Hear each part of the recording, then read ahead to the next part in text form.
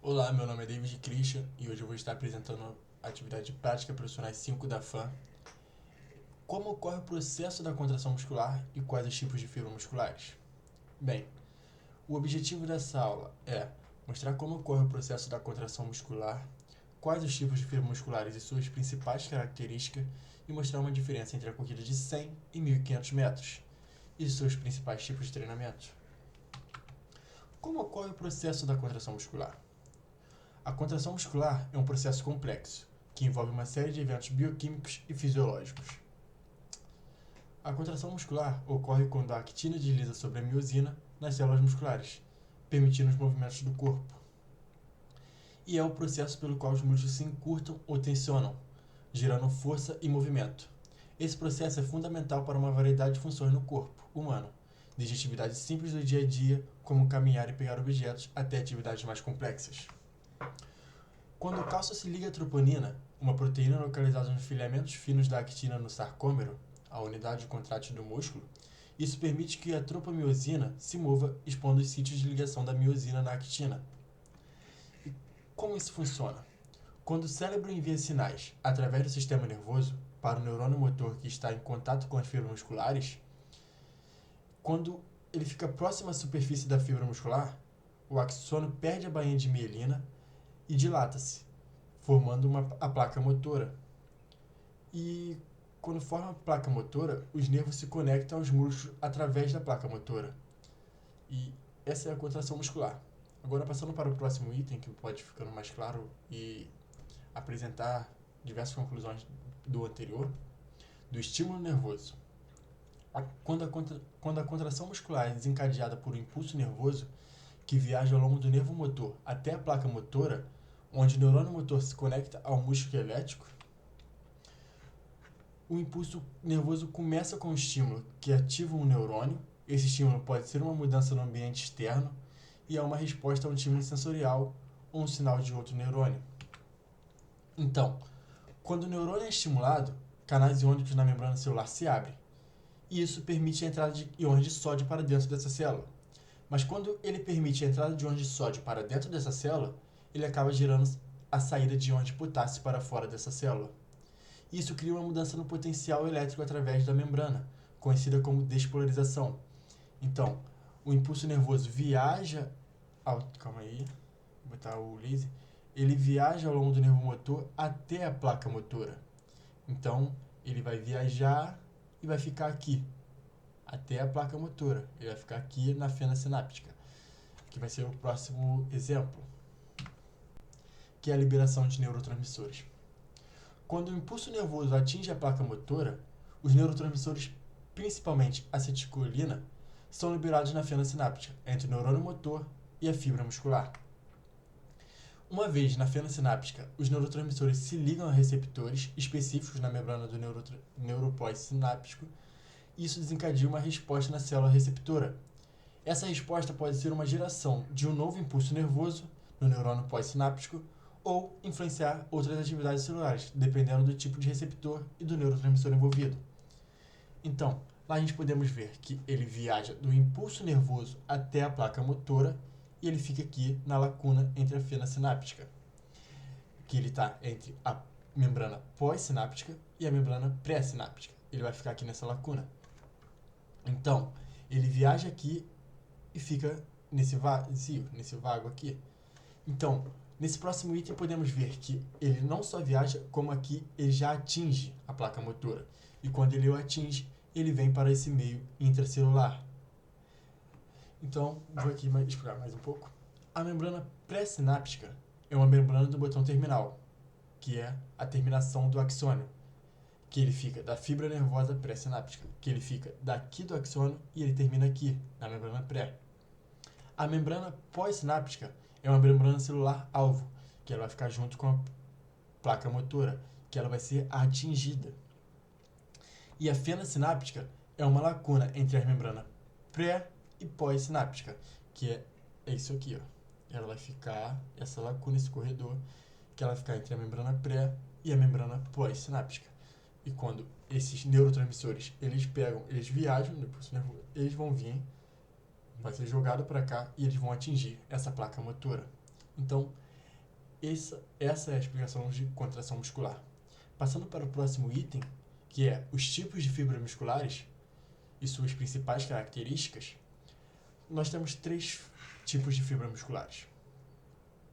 Primeiro, a tipo 1. A fibra tipo 1 é conhecida como fibra aeróbicas tipo 1, vermelhas ou de contração lenta. Temos também a tipo 2A e a tipo 2B, que são subdivididas em 2 tipos, tipo 2A e tipo 2B. E elas têm o mesmo nome, fibras anaeróbicas tipo 2, brancas e de contração rápida. Qual a diferença entre elas? Que a tipo 2B é de contração muito rápida. Então, eu vou explicando sobre elas e vocês vão entendendo. A fibra muscular tipo 2-1, também conhecida como fibra musculares de contração lenta ou tipo vermelho, são especializadas para atividade de resistência de longa duração. E elas contêm muitas mitocôndrias e têm um suprimento sanguíneo rico, os que lhe conferem a cor vermelha. Característica. As fibras do tipo 1 são capazes de produzir o ATP. O que é o ATP?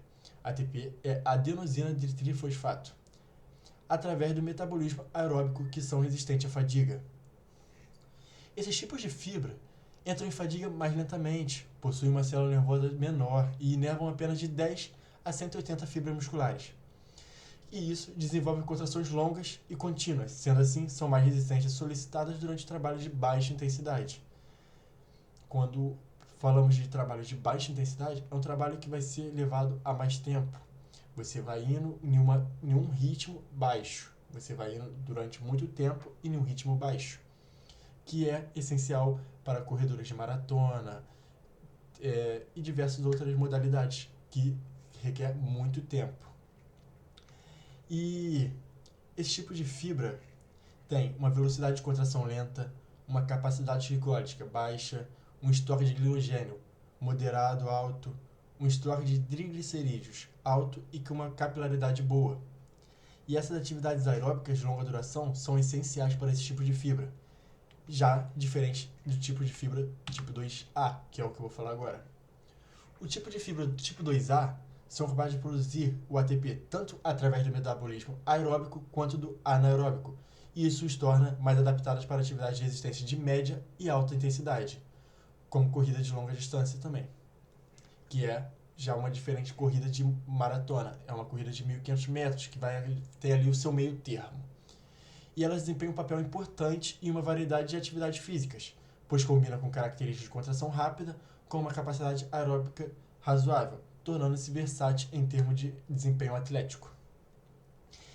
A velocidade de contração rápida, a capacidade de glicólise moderada e o estoque de glicogênio moderado alto, o estoque de triglicerídeos moderado e a capilaridade moderada, isso é a diferença da tipo 2A.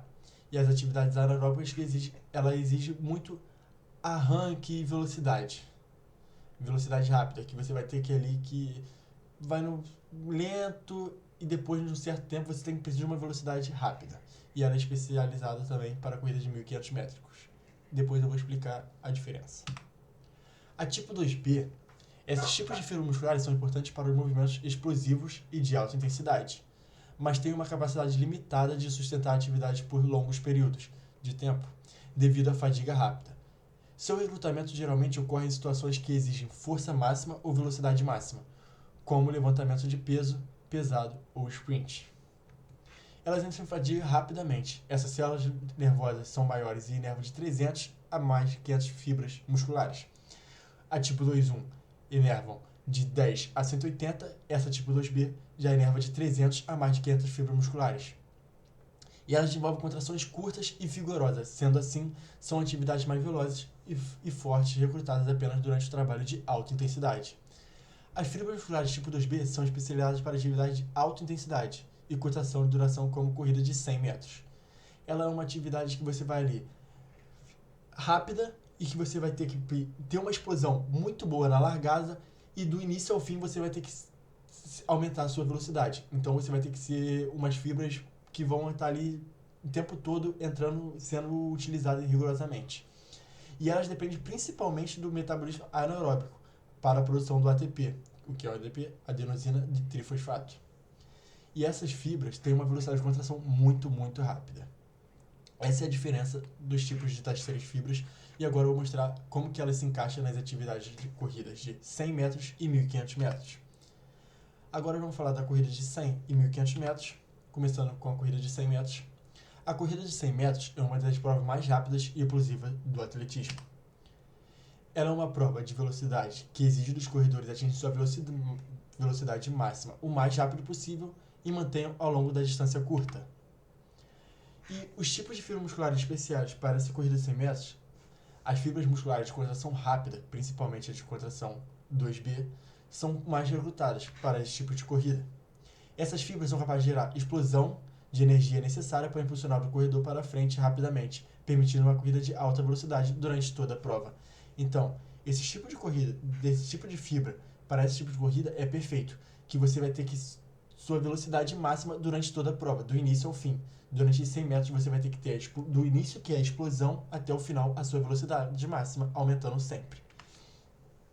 E os corredores precisam de uma explosão inicial, que é o arranque. Aquela explosão que você vai lá, como pode ver aqui na imagem, pegando, botando o corpo para frente e direcionando para frente, se jogando. O treinamento para esse tipo de corrida de 100 metros, primeiro vamos começar com o aquecimento, que é sempre bom. Para esse tipo de fibra, você não criar uma lesão na fibra. O aquecimento começa sempre com um aquecimento adequado para preparar seus músculos e evitar lesões. Isso pode incluir uma corrida leve, alongamentos dinâmicos e exercícios de mobilidade. Os treinos de velocidade é sempre faça sprints curtos de 60 a 100 metros em alta intensidade. Realize séries de 4 a 6 sprints com intervalo de descanso suficiente para recuperar energia a cada sprint. Os treinos de explosão são essenciais para esse tipo de corrida, que você vai ter que incluir os exercícios pliométricos com saltos da distância, saltos de agachamento e corridas com salto. Por que a maioria com salto? Porque isso vai te dar uma explosão. Isso aí vai, quando na hora da largada você vai ter uma explosão. Você vai pegar, a sua perna vai te jogar para frente. Esse tipo de fibra vai ter ali a resistência de te jogar. E ela te ajuda a desenvolver a força explosiva necessária para uma largada rápida e de aceleração forte. E você não pode sempre só pensar em treino se você não estiver sempre bem hidratado. Os tipos de fibra você tem que estar sempre bem hidratado com o seu corpo para ajudar as fibras e quanto a você. E esse é o treinamento para a corrida de 100 metros. Agora falando da corrida de 1.500 metros. Na corrida de 1.500 metros, as fibras musculares de contração lenta, tipo 1, desempenham um papel mais significativo de comparação aos tipos de fibra tipo 2, tipo 2A. Então podemos ver que elas desempenham um papel mais significativo, mas não descartamos a tipo 2A para esse tipo de corrida. Essas fibras musculares são altamente resistentes à fadiga e são especializadas em atividades de longa duração e baixa intensidade. E elas possuem uma alta capacidade aeróbica e são capazes de sustentar o fornecimento de energia através do metabolismo oxidativo por um período prolongado. E isso os torna cruciais para a corrida de média e longa distância, como os 1.500 metros. Embora a gente estamos falando da tipo 2, tipo 1, essas fibras de contração rápida também sejam recrutadas durante a corrida de 1.500 metros, elas desempenham um papel secundário nesse tipo de corrida. Elas podem ser ativadas em momentos de sprint final, mas a maior parte da corrida é sustentada pelas fibras de contração lenta. Por que ela é sustentada pelas fibras de contração lenta? Porque até os 1.350, 1.400 metros de corrida, o corredor vai ter um pique do início até esses 1.400. Vai utilizar somente um tipo de fibra. Ele vai ali manter a sua corrida estável. Nesse pique de 1.400 metros até chegando já nos últimos 100 metros, ele vai utilizar as fibras de tipo 2A, que vai pegar e vai dar o arranque e aumentar a sua velocidade. Então, as fibras de tipo 2A nesse tipo de corrida vão ser utilizadas no final da prova. Então, por isso, elas têm um papel secundário. Elas não são utilizadas do início ao fim da corrida. Eles não forçam do início ao fim da corrida. Eles mantêm uma velocidade e depois eles aumentam essa velocidade no final da corrida, que exige os tipos de fibra de tipo 2A. Então, o treinamento para a corrida de 1.500 metros, vamos começar com sempre a base aeróbica. Porque como que você faz uma base aeróbica? Você vai iniciar com corrida de longa distância, porque isso vai construir uma base aeróbica sólida no seu corpo. Isso pode incluir corridas de 5 a 10 km, E você sempre vai fazer isso em um ritmo confortável, que isso vai desenvolver a sua resistência cardiovascular. Então, sempre que você puder correr 1 km hoje, vai lá, corre 2 km e você vai aumentando a resistência do seu corpo, você vai aumentando a resistência cardiovascular. Então, esse aí é o primordial para corridas de 1.500 metros. O treino de intervalo. Você não pode pegar e... vou treinar. Não, sempre faça um intervalo. Tipo, ou faça intervalos de 400 ou 800 metros em um ritmo mais rápido que a sua velocidade da corrida normal.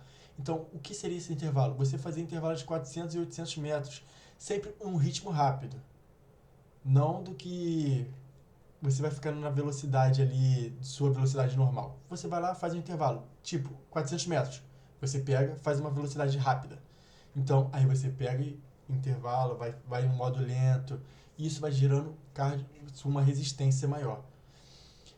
E seguido por períodos de recuperação ativa ou descanso. Então, você foi lá, fez um intervalo de 400 metros, você fez um sprint ali de 400 metros correndo numa velocidade normal.